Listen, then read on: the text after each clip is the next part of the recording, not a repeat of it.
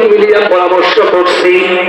বুখারী শরীফের বর্ণনা, একজন যুবক আরেকজন যুবকের সঙ্গে পরামর্শ করে আমরা তিনজন জীবনে যে ভালো কাজ করছি, ঠিক আছে কথা বলে না সবাই বলে ভালো কাজের কি দাম? আমরা তো মনে করি নামাজ পড়ি, নামাজ তো কবুল হয় না।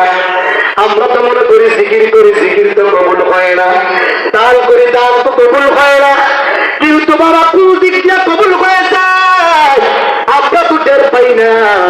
তিনজন যুবক পরামর্শ করি আমরা জীবনে যে যত ভালো কাজ করছি ওই ভালো কাজের উপর আল্লাহ তাআলা আমাদের ভালো কাজের উসিলায় যদি পাথরটা সরাইয়া দেয়, এছাড়া আমাদের পাথরের ভিতর থেকে বাহির হওয়ার, এই গর্তের ভিতর থেকে বাহির হওয়ার কোনো ব্যবস্থা নাই।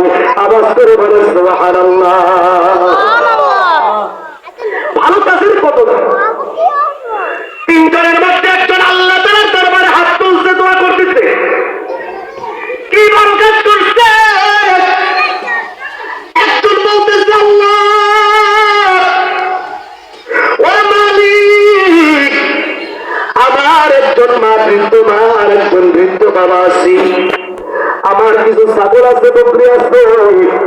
এই ছাগল বকরি গুলাকে আমি প্রতিদিন লালন পালন করে দুধ দহন করি।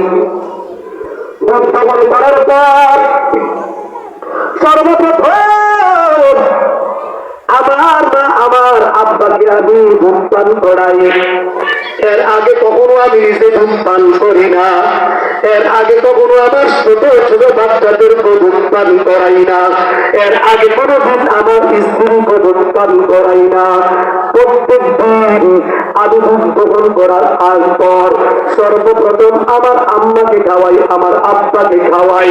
কিন্তু